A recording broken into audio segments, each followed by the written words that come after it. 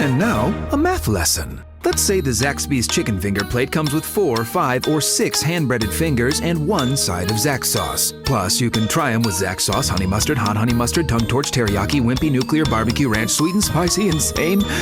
How many possible combinations does that make? Carry the 2 with the remainder... a lot. Zaxby's chicken finger plate. The sauceabilities are endless. From Tally to Cali, it's time to wake up. Wake up, wake up.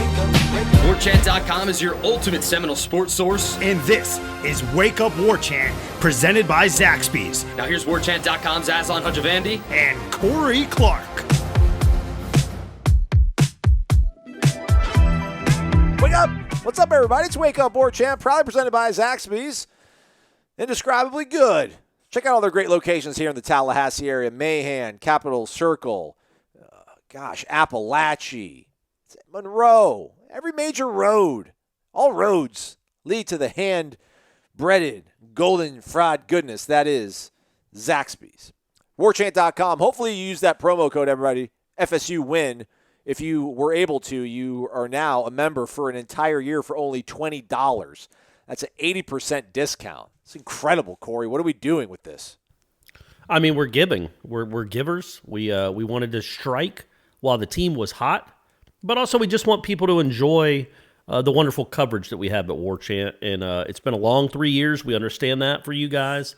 So it was really nice for you guys to get that dub. So I tweeted out this funny little thing I made with Joe Tessitore saying that Florida State is back, copying out, parsing out him saying Texas is back, but then putting Florida State at the beginning of it. Florida State is back, folks. And most people thought it was funny. A couple people were like, hey, man, chill out. And it's like, all right, whatever. Somebody, I was looking at my mentions, somebody literally said, I'm not going to say their name, but I need to find the darn tweet so I can actually say it correctly. Honestly, part of the tweet the person says, honestly, I didn't even enjoy the win. Like, what? Well, that's weird. What? I can see, so as a Braves fan who was once again heartbroken, although that Dodgers team, it can go screw itself. Like they bring up a guy off the bench, Kiki Hernandez. I know, like He pinch hits and has an 8-pitch at bat, fouls off 3 2-strike pitches, and then hits one 500 feet. And then Bellinger does the same thing, like in the game winner. Like I don't know if you watched that at bat, but like Martin was painting the black with fastballs on the outside, and he spoils him like Tony Gwynn. Just like I'll just flick my wrist and foul that one off because I can't hit it. I'll flick that one off. Oh, here's one that I can hit 500 feet. Oh, we win. Like that's just crazy. And he bats 6th. So they're very frustrating. He was Rookie of the Year and then MVP the next year. Yeah, he's MVP last year. Now, he didn't have a good year, but it was only 60 games. And good grief, they can all hit. Justin Turner, Seager, Mookie Betts, climbing walls like Spider-Man. Just screw that team. But, hey, good luck. Rays, I'm rooting for you, but good luck. Kevin Cash, baby. Florida State That's Seminole. right. That's right. Get you. That'd be nice. I think that would reverse some karma if a Florida State manager got another world championship to go along with Dick Hauser with the Royals in '85. Correct. So anyway, what I was going to say though, as a Braves fan, they had that big lead. I think in Game 2, it was like 8-3 in the last inning, and then the Dodgers scored 4 runs and had the tying run on third with 2 outs when they got I think they got a ground ball to end it. And after that game, I was I wasn't all that fired up about it, and they just beat the Dodgers. Now, looking back, it was a huge win, but at the time, you didn't feel great about it because of how it ended.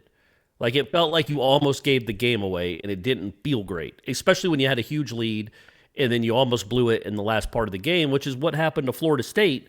I think the difference, though, is that, man, these wins haven't come forever. Like, whether you play poorly in the fourth quarter and still find a way to win, these wins just haven't happened. So I can understand being a little white-knuckled and being a little, perturbed that you didn't finish, that you didn't get that your kicker kept missing, that you had some boneheaded penalties, and that your offense got shut out in the second half. But your offense also helped put up 31 in the first half and had over, it had 440 yards of offense. and 250 yards rushing. That's a big deal. So overall, it's weird not to enjoy the win, but maybe he meant just because it was so frustrating there for the final 30 minutes, you're just waiting for the clock to milk away. Yeah, long way to go, and honestly, I didn't even enjoy the win. Too many selfish penalties. Okay, I mean, That's 3 weeks ago, we're sitting here talking about this is going to take 3 years to rebuild, and then you beat a top 5 team. That's an odd viewpoint. People have outlooks on life like that where it's hard to please them. I just think, again, the fact that they won the game, however, like if they had only had 50 yards of offense but had 5 block punts and 2 pick sixes and 1 by a point, you got to celebrate these wins, because it's not just that they beat a top 5 team; it's that they competed. They hadn't even competed in these games. Well, they looked amazing in the first half. I know it's a 2-half sport, but they looked so good in the first half, and they were able to hang on in the second half. And I don't know how many fans that feel that way maybe came up and enjoyed and really savored, and they're sort of their point of reference of everything Florida State is like 2013.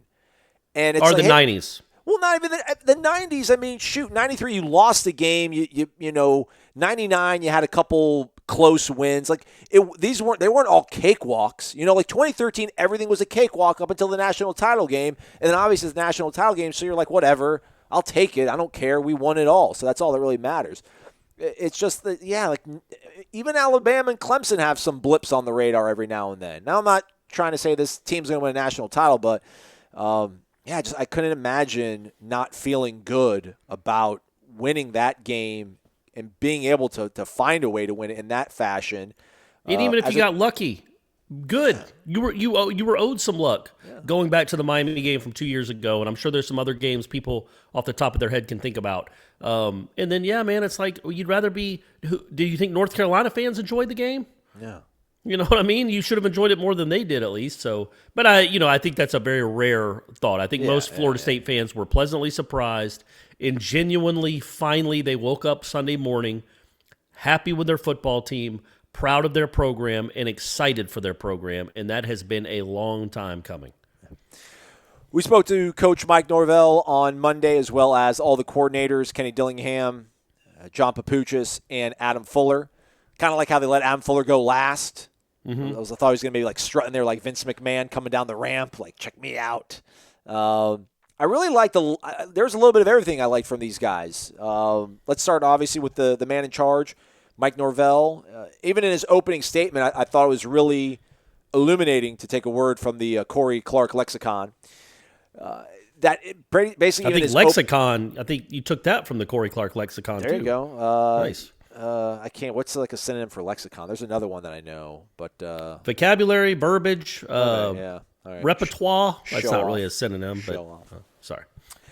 I liked how in the opening statement he basically, laid it out that that game was a lot closer than it should have been. Mm-hmm. There was no victory lap taking at all by Mike Norvell. Obviously, he's proud of the way the team performed.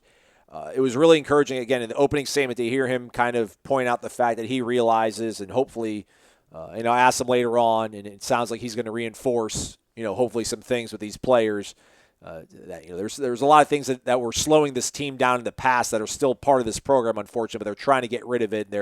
He's aware of it, obviously, and he's trying to make the players aware of it as much as he possibly can. But for him to kind of start off his opening statement talking about that, obviously – he's very aware of the sort of good feeling that this team has right now and how much of an enemy that can be.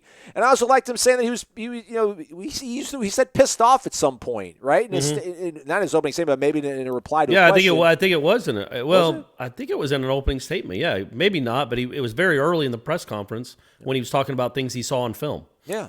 So just to hear those sort of things, there wasn't a lot of, again, there wasn't any shoulder patting on him, patting himself on the back. That was the kind of stuff that really made me feel very encouraged about how they'll hopefully be able to respond against Louisville. Yeah, and again, it goes back to these guys just don't know what it's like to be a winning football team. I'm not going to harp on it anymore, but Dante Lucas, when has it ever mattered if he got a personal foul? Really? Like when they play good teams, they're always losing by 30 or 40 points. So what's 15 more yards? Now you hope, Marvin got one, Cooper got one, Durden got kicked out of the game. Now Jaden Large-Woodby cost his team some points on in the Notre Dame game. And you hope now these guys, they've never been in these types of games, really, against good teams anyway. It's never mattered. They could have 40 personal fouls or 0 personal fouls and 0 penalties. They've still been boat raced. So now that they're actually in games and they see, here's an example of, if he doesn't do this right here, we might have won by 25 points. They can see what again, I just go back to, I would be stunned if Clemson in the last 5 years has had a kid in that situation in a similar type game, like a big game, I guess every game Clemson plays is big, but let's just say, for the sake of argument, that it's a close game, that a Clemson kid sideswipes a kid in the helmet at the 3-yard line. They could do it against Florida State. I don't think they do, but they could do it against Florida State when they're up by 40 points. Who cares? But in a pivotal moment in the game, do Clemson players or Alabama players do that stuff? It means more to them. I don't think you could argue with that because they have more to play for. Well, now hopefully these guys will understand that. And Dillingham, I thought, was really good too, talking about, they had 17 corrections they had to, they had, whatever they ran, 55 plays or 57 plays on Saturday. He said on Sunday when they went through the corrections on film and then reran those plays, I guess that's what they do in practice on Sunday. They had 17 corrections they had to make just from the plays on Saturday, and he's like, that wasn't even all of them. So they can. I don't think the coaches will let them get too big of a head because there were so many just goofy mistakes and bad plays, and they still won the game. So I think that's a positive overall. Because that's how they're going to learn. You learn by, I guess, doing the wrong thing and then learning not to do it anymore. But I think when it comes back to these personal fouls, these selfish personal fouls, are just selfish again. Just dumb, personal fouls. When you feel like you're on a good football team and you have a chance to win games, hopefully that occurs to you to not do that kind of stuff anymore, because you might legitimately cost your team a chance to win the game. Nooney Murray smacking some Clemson kid on the sideline when they're already down by 50, big deal. It just shows you that, why you didn't fight like that during the game. But now if you're turning a quarter as a football team or a football program, and 2 years from now, you're hoping to play for championships, this has to be out of your system. You just have to know not to do that stuff because it's dumb. And like you said, you asked Norvell about it, and he said, I like that he said, number one, he goes, it needs to be uncharacteristic for these types of penalties. I think he was speaking specifically about Lucas. He's like, those kind of penalties need to be uncharacteristic. Unfortunately, they are characteristic for how we've been early this season. And then he said for what we've been doing around here for a while, essentially taking a shot at the last few years. Like, this is characteristic of Florida State. That is what they do. And even though it was a great win, you're never going to be a great team unless you get some of that stuff out of your system. It makes me think about the winning DNA kind of comment that you've talked about several times, and I do. So many of these guys came here obviously to win big games, and they haven't. I mean, just point blank, Florida State has not won a big game since that Orange Bowl victory against Michigan, and nobody. And Jabril Peppers didn't even play. So I don't even know if that counts. Right. Disqualify that one. Yeah. They never mentioned that Derwin James wasn't playing either, but that's fine. But I think maybe Emmett, maybe Janaris. I mean, but those guys weren't playing. They weren't impact players on that team. But like you've come to Florida State to win these big games, and you never have been able to win one of them. And now you finally do. I mean, it's going to be so easy to finally feel good about yourself and to fall into like a sense of complacency. But I do think that Mike Norvell obviously, is telling us the right message, which I think that it's definitely being driven home tenfold and was. As soon as Sunday kind of started, he didn't wait until he spoke to us to go back to his team and tell them how to kind of get ready. But there's this quote I saw from Ron Rivera, and it made me kind of think about the whole winning DNA thing and learning how to win. And, I mean, maybe North Carolina doesn't know how to win that moment, and that's what led Florida State to win it, however you want to say it. But the quote was, I'm trying to get our players to understand this is how we're going to do things. We're going to do things to the max. We're going to play to win football games. we're going to teach them, and they're going to learn how to win. At the end of the day, that's what we're here for. Basically saying the only way we're going to learn how to win is to play to win. Again, it goes back to the way that I think he coached them against Notre Dame, the way they came out and played against North Carolina, and the fact they were able to actually hang on and finally win one. And maybe the way they did win it, maybe it is, that fan that didn't feel good about the win. Maybe deep down in parts these guys don't want to talk about right now. Maybe they're so excited to finally get one of those wins, but they do realize in the back of their head that it wasn't as satisfying as it could be. Josh Kando said on the Coach's Show Monday that, they played really good for 30 minutes. And if they can play like that, the sky's the limit. But they also realize that they can't play, most of the way they play in the second half. So I'm not too worried about a hangover, but it's Tuesday. And also, what's the spread of this game coming up? Do we know? Is Florida State even favored? They got to be favored, I would think. But not by it's much. In Louisville. Yeah, I'll check it out. I'll see if I can find it's not. There's not like a home field advantage necessarily, but it can't be by. You're talking about a few points here or there. If they lose against Louisville, I don't necessarily. You can say, oh, they were feeling too good about themselves. They were hungover. Man, this is still a 2-3 football team that, as we just talked about, almost blew a 31-7 lead. There's still tons of room to grow. They're not that good a football team. That first half notwithstanding. But they're getting better. Woo. And so why'd you do that? What was that noise for? Louisville's a 5-point favorite. So if you lose this game, are we gonna chalk it up to hangovers? Or are we gonna chalk it up to, Florida State's still not that good. They still have a lot of room to grow. And sometimes you lose. To me, it's a coin flip game. I guess 5 points would not. 5 points to me, I'm going to throw in that's a coin flip. Anything under a touchdown, I'm going to say is a coin flip. That's my definition from here on out. Okay. So this is a coin flip game, one of many you're going to have for the rest of the season. If you play well, you're going to probably win. But 2-3 teams don't play well a lot. You know what I mean? That's why they're 2-3. Right. They don't know how to do it. So you hope they learn and grow and can put together 4 quarters, but they're also 2-1 with Jordan Travis being their quarterback. Yeah, right? They are different. They are different with Jordan Travis, but they're still. Let's just say they're not mediocre. Let's say they're decent with Jordan Travis. They're not good. And not good football teams, they do some bad things at times. That's what makes them not good football teams. They do not good things, yeah. Yeah, they not good teams do not good things. That comes with being a not good football team. So I won't be stunned. Louisville's going to move the ball. Obviously, Louisville's going to score points.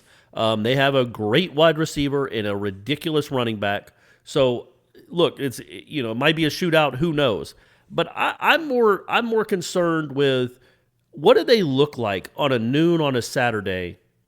Let's say they start slow and get down 21-0, come back. It's a close game, but they lose 35-30. I'll be disappointed about the slow start. I just want to see them come out with anywhere close to the same urgency and physicality that they came out against North Carolina at home on a Saturday night. Yeah. Saturday noon, sleepy. There's going to be 10,000 people there. Nobody's going to be watching on national. It's not a national TV game. What is their mindset going to be? That, to me, is a good test of this particular team. I think 2 years from now, we won't have to worry about stuff like that. But for this team this season, that's what I'm concerned with. If they race out to a 14-point lead, or if it's 17-3 in the first half or first quarter, Louisville comes back, makes it close. It comes down to a couple plays at the end. They don't go your way. I still think that's a positive overall. You want to win the game, obviously. I'm not saying to give it away, but if you win 35-30 or you lose 35-30, but you play hard the whole time and you show some what for and you keep fighting, again, I think that's a step in the right direction. If you go up there and lay down in the first quarter and act like you're better than you are because of one win, and you get down and punched in the mouth 17-0, or your defense gives up 4 straight touchdowns or scores to start the game, and you have to fight for your life to get back in it, that's going to be the disappointing part. And that starts this week. And I thought the best thing anybody said the whole press conference, and heaven knows, man, it was 80 minutes of me transcribing. Corey just... I didn't count it, but I feel like it was 70,000 words. They talk a lot. There were a lot of questions. Hey, man, when they win games, all of a sudden everybody's raising their hand to ask a question. Yeah. So it was a lot of questions, and it was 80 minutes of interviews with those 4 guys. But what Fuller said, when he said he was talking Monday. They hadn't really had a whole full team practice, real practice for the Louisville game. That was today. That was this morning, Tuesday morning. He's like, Tuesday is the most important day of the season. And if they can take that mindset and understand, flush it, we've got to prepare this week just like we prepared last week and take it seriously and have good weeks of practice. Stack them on top of each other. So that is what the standard becomes. Norvell doesn't come to us like, wow, we had a really good practice. This was the best we've ever had. It's expected. This is the way we practice. Yeah, we had a good practice because that's what we do. That's what the standard he's trying to set. And that starts on Tuesday. You want a big game. Great. I know none of the guys on the roster have ever felt that in their lives. How do they respond to that? If they build on that and it gives them confidence and it makes them want to work harder, then absolutely. That's the biggest positive, and I want to see that on Saturday. But it starts this week. I think it really will. They've all these players again came to Florida State to play in big games and to win big games, and they finally did. And it's got to be infectious. I certainly don't think they're going to rest on their laurels. I'm not 100% convinced of it just because of what we've seen from some of these players over recent years that they won't feel better than they are, maybe a little entitled. Look, we're back. Don't be a fan of us later, all that stuff. Right. There still might be some of that in them, but that's why I think this is such a cool game. Again, win or lose, if they compete and play hard and get up and like make plays on both sides of the ball and come with that physicality and ferociousness that they played with against North Carolina, man, I think that's just a great sign moving forward. Whether they win or lose, I mean, again, you could have a ball slip. You could drop passes, and that's why you lose the game. You still don't have Tamari and Terry. That's a big loss. So that's why you're a 5-point underdog. But go out there and compete and play hard and build on this North Carolina game. This season is a wash. It's an asterisk-filled, already lost 3 games, going to have at least one more loss because of Clemson. But it's a goofy season anyway. But this is where you can lay the foundation. These what do we got, 6 games left? These 6 games is where you can lay a foundation and never go back to where you were. Anything else from Adam Fuller that stood out to you since you did pivot to him? Him obviously mentioned that Tuesday was going to be the most important day. My question to him was just about, he talked about pressure obviously starts up front, like with your front four. If you can get pressure with those guys, that just makes everything better. And effort was sort of better. It was more emphasized, not more emphasized, but it was at least, they played harder. And my kind of question was, gosh, you would hope that all these guys, your front four, all the guys that play like in that rotation, like you're too deep at tackle and defensive end. Like those guys are all practically, well, maybe not defensive end, but at least on the interior. Like, all those guys are like draft eligible. And I know that's not the way that coaches want to motivate players, but like you would hope that it wouldn't take 5-6 weeks for these guys to really figure it all out. But then his sort of point was, when you're asking them to do this, like it's hard work. It's hard work to tell them or to actually perform and execute maybe at the level they need to. I just wonder why it still took them this. Because, again, that's what it really came down to, was the fact that the defense the front four was ferocious. And hopefully that's another thing that, now they have a sample and a taste of it, is able to be replicated and duplicated. But again, he was another guy that didn't, he was another guy that could have maybe taken a victory lap, and Adam Fuller didn't either. He didn't really seem all that pleased with the performance of the defense. I mean, they got the win. It was good enough, but still not to where he wants it to be. So that's another encouraging sign, obviously. Agreed. And again, they still gave up 550 yards. And I do think, and I got to get out of this habit too. When I grew up in the 80s and 90s, if you gave up 500 yards, you just got torched. Yeah. Like your defense was terrible. And you couldn't say anything. You couldn't even make it an excuse that your defense was terrible. So, but it's different now. It is. Like I said, Georgia, if you watch the Georgia highlights, they played pretty darn physically well on defense against Alabama. They were good. They were covering dudes. Georgia gave up 550 yards. It's just a different time. So you can't just judge solely on yards, but they did give up a ton of yards. And it would be weird if he was doing victory laps. Like, no, man, don't start taking any bows, as Leonard Hamilton likes to say, for giving up 28 points and 550. Wait till you give up 0 points and 180. But obviously those days are probably not coming for anybody anymore. But, he wasn't happy, and he shouldn't have been. There were a lot of mistakes. There were a lot of breakdowns. I think I don't know what you do at linebacker. I think they're just trying. I think Steven Dix is a guy they're just going to say, look, you're out there. Learn on the job. Continue to get better. Hopefully he continues to get better and improve because they know he's going to go somewhere violently. He might not go in the right direction all the time, and he might get burned in coverage because he's still a freshman and not realizing how good some of these quarterbacks are. And, he's running. He's definitely running. In high school, that kid was taken off. Well, no, man, that guy's going to the NFL. He'll suck you up to the line of scrimmage and hit over the top for 50 yards. But he's learning on the job. I think that he knows. I guess I don't understand. I really still don't understand what happened with the defensive line. We didn't really get a great answer. No, we didn't. And I don't know that there's an answer to give other than, they just played with more energy. They came off the ball like it mattered to them. Really, for the first time all season. I don't think North Carolina's offensive line is incredible, but I don't think they're that much worse than Notre Dame's, or Miami's, or Georgia Tech's. And Florida State's defensive line didn't look like that against anyone. 8 tackles for loss, man. 8 tackles for loss, 4 sacks. And they weren't cheap tackles for loss. They also had 2 or 3 more at the line of scrimmage. They could have been close to tackles for loss. And I don't know what got into Janarius Robinson. That guy looked like somebody switched jerseys or something. And I don't know where that came from. Because it's like, okay, why were you hurt? Why weren't you playing like that last week or 3 weeks ago? You looked like you did not want to be on a football field. Like there was nothing urgent about the way number 11 went after anything in those first 4 games. And then all of a sudden he looked like the guy that Dabo pointed out before they played him last year. And then in that game, after he had to sit out the first half, he had 4 tackles for loss in the second half. Like he does have some of that in him. He's not dominant, but he's certainly better than the completely absent, non-existent football player we saw the first 4 weeks of the season. I just don't get it. I don't know what happened there. If he's that guy for the rest of the year, well, they're going to be much better on defense. Same with Kane Doe.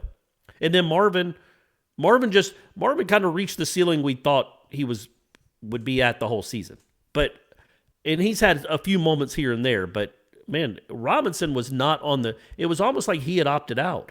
And then all of a sudden he's like Dennis Briggs. He opted back in for the North Carolina game, showed up, and you got these 2 free agents. I can't imagine what the North Carolina coaches were thinking as that game unfolded.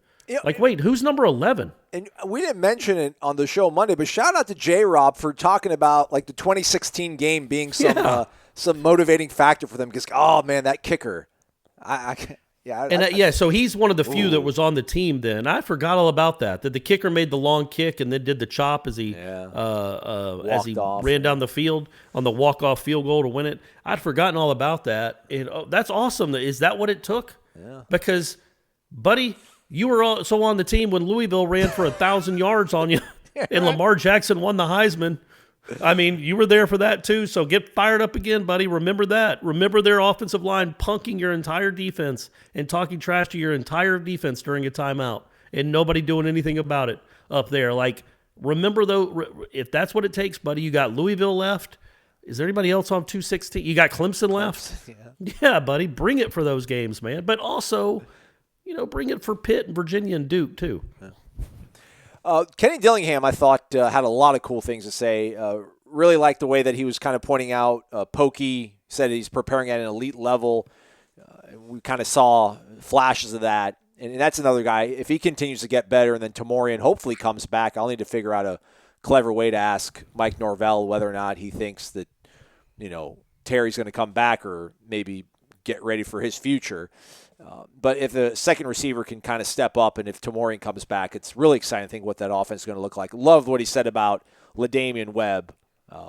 What he was saying, he's just, if you can use one word, it's competitor. I liked how he said, and this is very it's vanity, it's very self-aggrandizing by me to say this, but he talked about there's certain players on teams that when they make plays, it gets everybody excited. Now, for me, it was because I wasn't very talented. When I played hockey, I wasn't very talented. But I would go out there and have a good shift.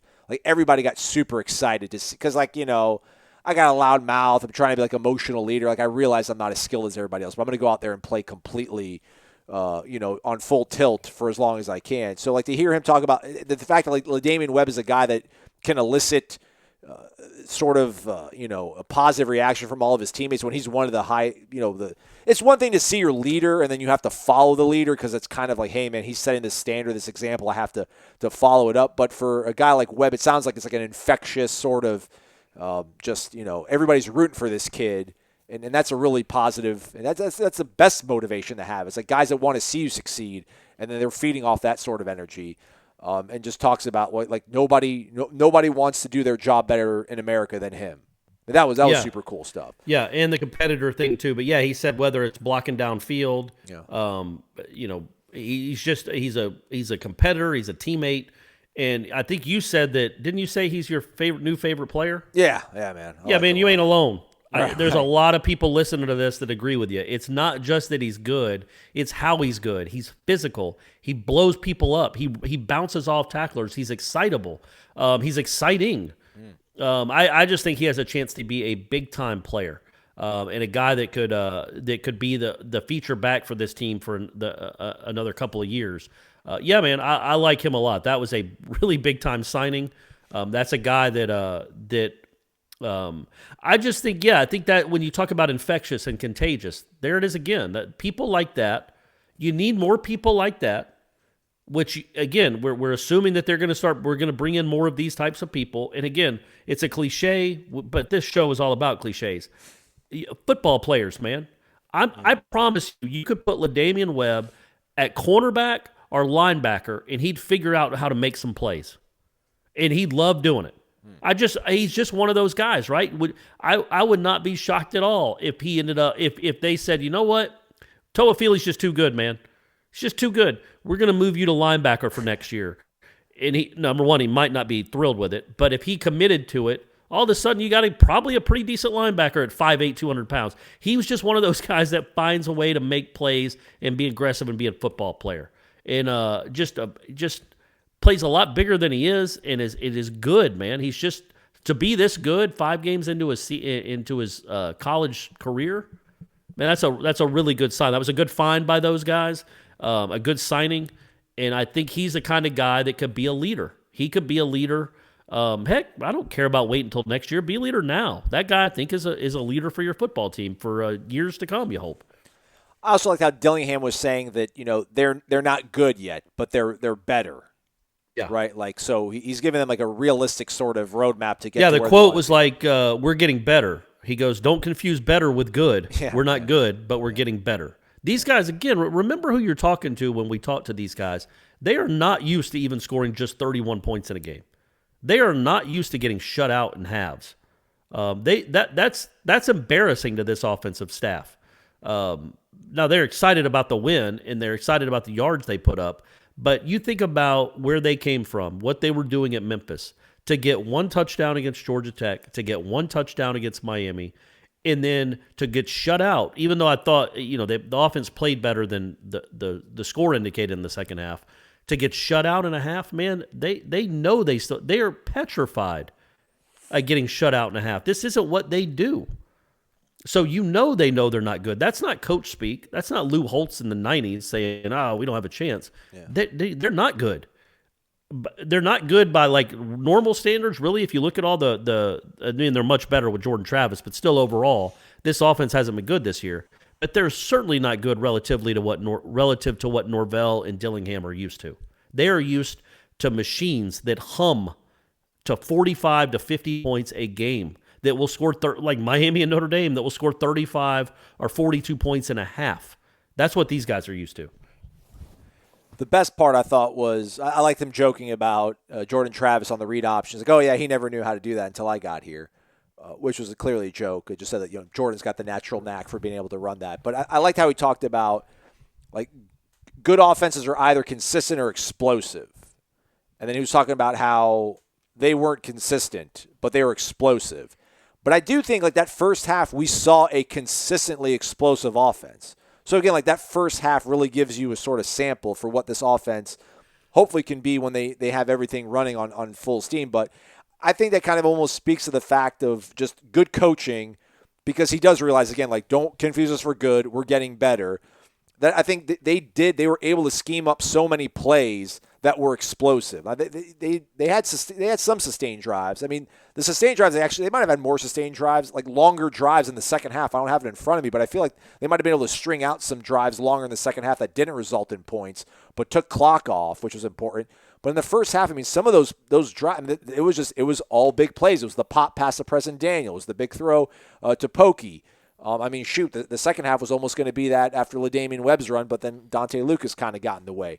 So it's exciting to see a staff that knows their limitations, has an idea of what they can do to be successful in a game against a team that also has an explosive offense, an explosive, probably consistent offense, and get those plays to work. And again, I mean, it's just enlightening to kind of hear the way that Kenny's talking about the offense, because at first I just thought maybe Kenny's a guy that's holding on to the coattails of Mike Norvell. I know he was at Auburn, and he left Auburn to come here.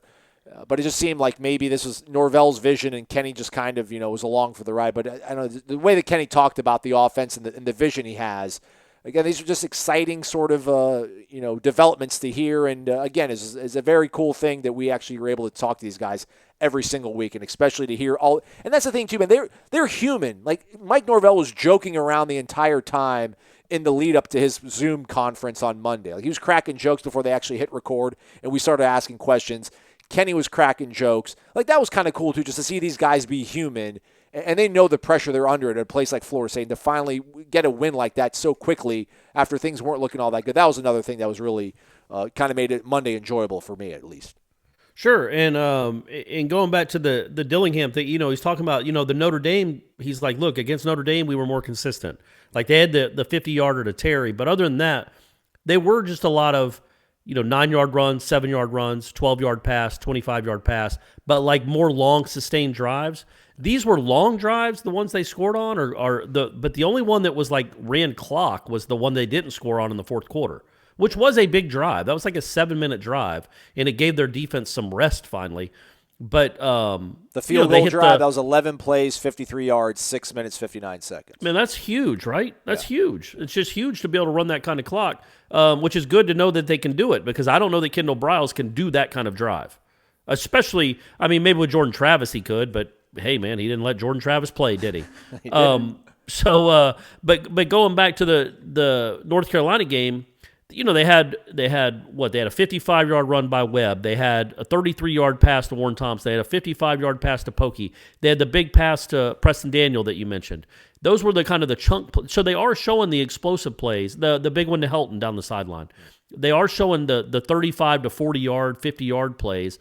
But it's not boom or bust.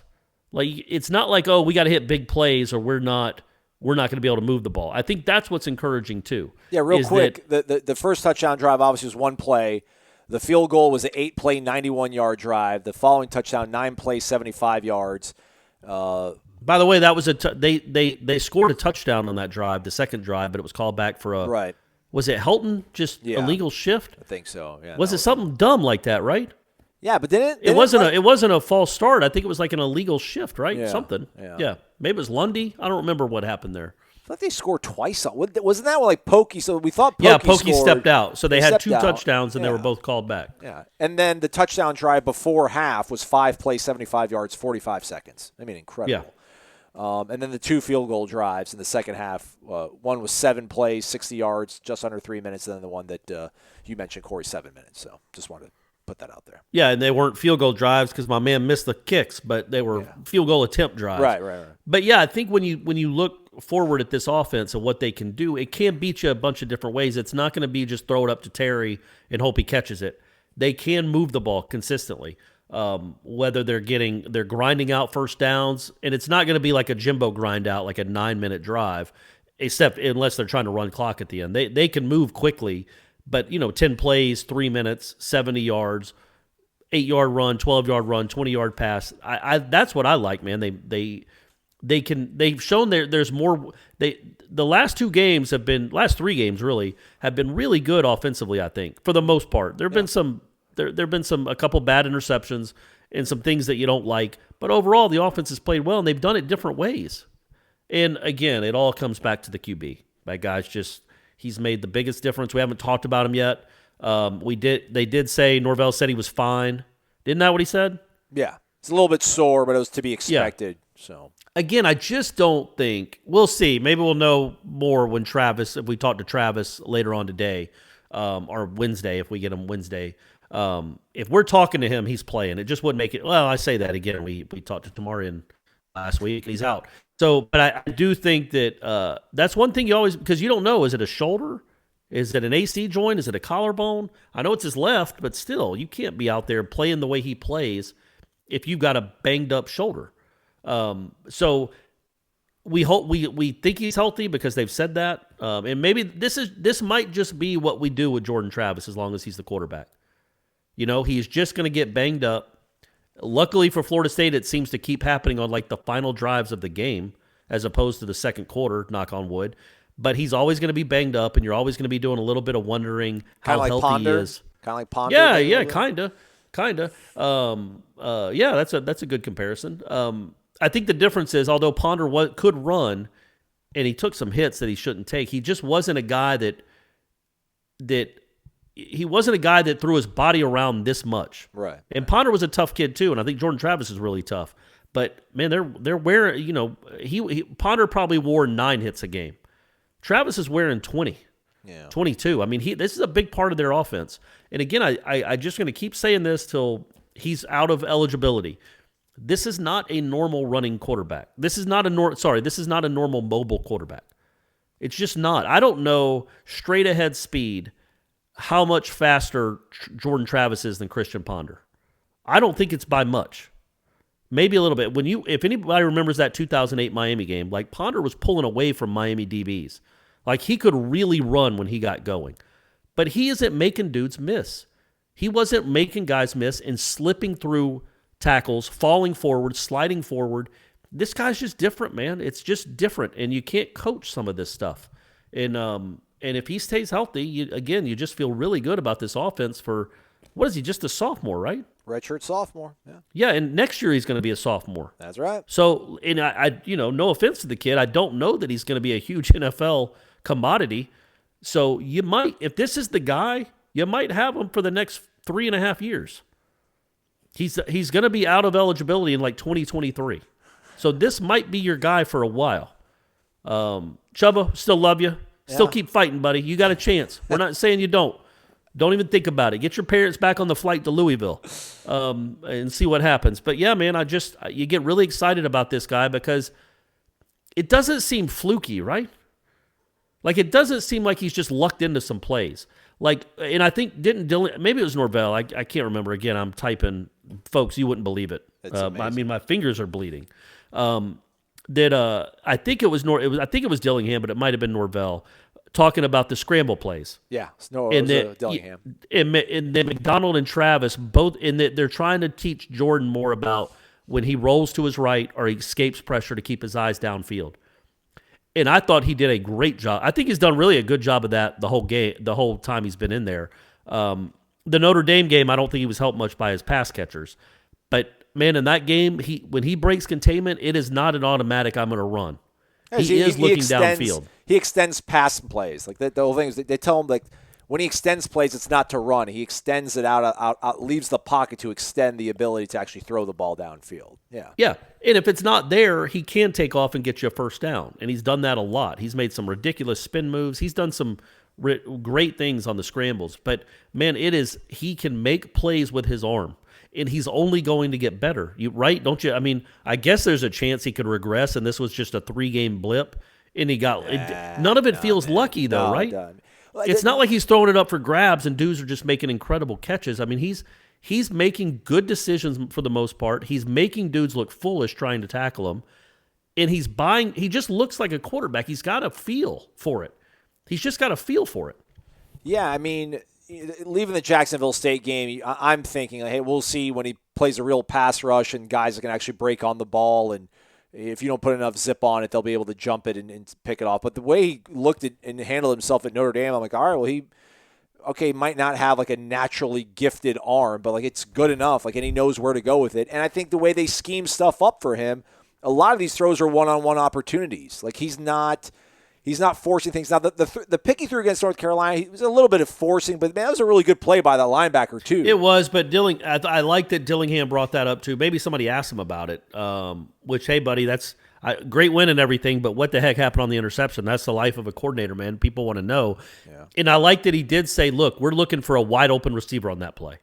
Like, it's a first down play. It's the last play of the quarter. We've been running it the whole game. I'm extrapolating what he was saying, but basically saying you're rolling out. It's a bootleg play, I think, right? It's a fake give, and then you roll to the right. And that guy's supposed to be open. If he's not open, eat it and get out of bounds, throw it away. Or I think in that instance, they want him to take a few yards. I guess it wouldn't matter because it's the last play of the quarter, so the clock doesn't matter. But if it's not there, you've got to know when to be smart with it. Like, don't force it there because it's a one-read play. And if he's not wide open, it's not worth it. We lose the play. It's not your fault. Nobody's going to blame you for your receiver not being open. The scheme was supposed to have him wide open. It was supposed to fool the defense. It didn't work. He's got to know in that instance, I cannot force it right here. Yeah, the kid made a great play, but he wasn't open. It's not like if the kid doesn't catch it with one hand, that it's going to be a 20-yard completion. At most, it's a 9-yard completion, and it would have been an incredible catch by whoever the receiver was because he wasn't open. So it's just not worth it.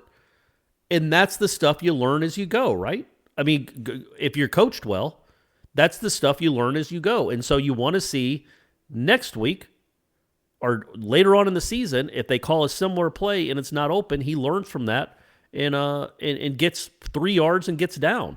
And he's learned that. He even admitted that, or they've talked about that he did a pretty good job of avoiding contact when he could, sliding a little bit, getting out of bounds. He got out of bounds on some of those runs and didn't take an unnecessary hit. And when Fuller brought up, the reason I was bringing that up, or an example of learning is when Fuller brought up the Asante Samuel pass breakup. When he said, look, against Georgia Tech, we had a third medium, and he gave up a really easy first down. He was playing too far off. In this game, we had a third and medium. They went the same exact play, and he was on him, playing tight, and he deflected the ball, and we got the ball back.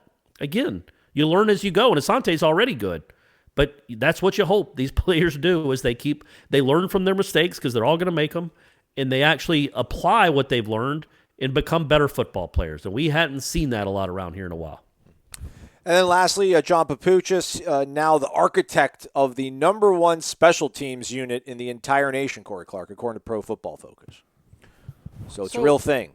Number one. So they've had a few nice returns. They still need to go catch punts. But, yeah, they've blocked 5 kicks, right? Yeah, I think so, yeah. And that's with a kicker that's like 2 out of 5.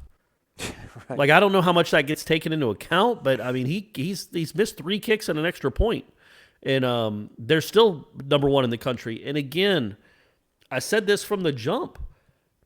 If you're believing that Norvell is the guy, and Norvell is the answer, and he's going to turn this thing around, and he is a really good coach, and his principles and his philosophy work, well, by God, man, you are a Florida State fan, and I know it's only week 5. You have the number one special teams unit in the country. Think about dumpster fire doesn't even do it justice. It was a Hindenburg of 2 years ago and last year, how bad and putrid your special teams were. To now in 5 games without a whole offseason, really, that you're number one in the country in special teams. And again, I mean, he called it, right? I mean, I think Ira retweeted it or transcribed it out, but in his introductory press conference was like, special teams is going to be the backbone of what we do here. Like, we're going to be one of the best special teams units in the country. And like, here we go. Week 6. Check. Exactly. I mean, yeah. And again, they're I don't know if they're going to finish number one in the country. They're not going to finish like 111. Yeah. Which is where they've been a few times. They care about this a lot. And the fact that you can see it think about what the players think about that too. Like what that must do for the players who, it's not their fault that they weren't coached well the last 3 years, but they weren't. And a guy comes in and says, look, if he was telling that to us, obviously he was telling that to the team. Like, look, you guys have been awful. You've been dog blank on special teams for years now. It's an embarrassment. The one thing I promise you we're going to be better at is special teams. You are going to buy in, and you are going to see results immediately, because that's what I believe. That's the backbone of our program. 5 weeks into their first season, they're number one in the country at it. Buddy, how do you not believe in this dude as a head coach? If that's the turnaround he can make, and special teams is obviously, in my opinion, much easier to turn around than a whole side of the ball, because a lot of it is buy-in, right? Marvin Wilson's out there on punt block. That wasn't even a block. It was just punt cover. It was just like a punt return, and it was a safe punt return. And he goes out there and blocks a punt. He goes out there and blocks field goals. It's a lot of it's about buy-in, but not all of it. It's also about coaching and attention to detail. And Papuchis talking about, we thought. What did he say? We thought we could blow up their shield. Yeah. He's like, we could. About they have different looks for punt return. They have different looks for. Yeah. Just the way it's it was detail. handled. It's attention to detail, but the buy-in isn't just, okay, we want our best players to play, and hey, guys, run fast and try to play hard and make plays. It's the buy-in during the week. Like, it's Ja'Kai Douglas caring enough. It's those dudes caring enough to blow up the shield, and then Douglas comes on the backside and blocks it. And again, when you're talking about positive reinforcement for a program that's wounded, for these guys to never have won much, and for these coaches to say, look, guys, if we're going to practice this punt block, and we think there's a really good chance this is going to work. We think if you guys do, we've seen this in film, when we rush and we're going to blow up that shield, they're not going to see Ja'Kai. He's going to come through and be able to block it. Ja'Kai, be really fast and get there. And then it happens just the way they practiced it. Again, I don't know how as a player if you have confidence in the people that are coaching you know what the flip they're doing, that probably helps you practice harder too, doesn't it? It probably helps you buy in more, because it's like you're not doing it just to do it. There's a point to it. Again, I'm going to play hard because this guy knows what he's doing. And people don't mind being told what to do, as long as the people telling them what to do know what they're talking about. So, yeah, and I think Florida State, again, we know they're 2-3. We know Clemson's coming. They're underdogs this week. There aren't many guarantees. I don't know if there is a guaranteed win left on the schedule. But you can see there's been so much positive through 5 weeks. It should really excite you for what this looks like in 2021 and beyond, in my opinion. Last thing, do you believe John Papuchis when he says he was part of the North Carolina staff that came here with Larry Fedora in 2016 and won, but said that the victory Saturday is more special to him? Do you believe him? Oh, maybe. He was pretty sincere, but I'm like, you can't say that you didn't value this one more than that. But I just feel like the 2016 Florida State team. What was he for Carolina in 2016? What was his job? I think he was defensive coordinator. I'll double check it though. Yeah, I mean they gave up 35 points and a lot there in the fourth. They gave up what should have been a game-winning drive, and but then Charles Kelly happened, but they gave up a game-winning drive with a minute to go to a freshman quarterback. So he probably wasn't feeling great that he blew a 21-point lead and then had to have a kid kick a 55-yarder to win the game. Linebackers coach. Next year, 17 and 18, he was the DC. 15 and 16, he was the linebackers coach. But you think it has? I don't disagree. I mean, the fact that his special teams played a huge part. Maybe he really likes these kids. Maybe he really likes this coaching staff, and that's why it meant so much. And when you lose when you lose to Georgia Tech and then get buried by Miami right out of the gate, it hurt your feelings a lot. And for them 3 weeks later to be doing what they did, yeah, man, I can see how that would be pretty special. Just the turnaround of a season, or just not even the season, but a turnaround of emotions from 3 weeks. And I think that was a pretty special win for those guys. I bet I don't know if they drink or what they drink, but I bet if they do. I bet they might have had a cold one or two when they got home on Saturday night. Man, our guy's 42 years old. He's got 5 kids. Does he really? Yeah, right in his bio. He's got 3 daughters and 2 sons. Wow, 42. At 42, yeah, man, yeah. I'm older than that, and I only got the one, and he's more than enough. I love you, Brady. I love you, buddy. All right, that's a wrap for us. We're going to speak to Coach Norvell and I think offensive players. That's usually how they've been doing it on Tuesday. Hopefully Jordan Travis, although he did have a scheduled conflict last week, so stands to reason that he probably will have the same conflict on Tuesday. But we'll try to figure out what's going on with him, and we'll be back with the show for you folks on Wednesday. Not sure if we're going to do something live on Tuesday or not, but as always, stay connected to warchant.com and you'll find out exactly what is going on. For Corey Maslon, thanks for listening to Wake Up Warchant, proudly presented by Zaxby's, indescribably good. Warchant.com is the ultimate inside source for FSU football and recruiting. And now you can get in on the action for free for an entire month. Warchant.com is offering a risk-free 30-day trial subscription. Get full access to the #1 website covering the Seminoles just by entering the promo code WARCHANT30. That's WARCHANT30. Sign up and get in on the world's most active FSU message boards. Receive breaking news, stories from our award-winning staff, plus get exclusive interviews and videos. Just enter the promo code WARCHANT30. Warchant.com, your ultimate Seminole sports source.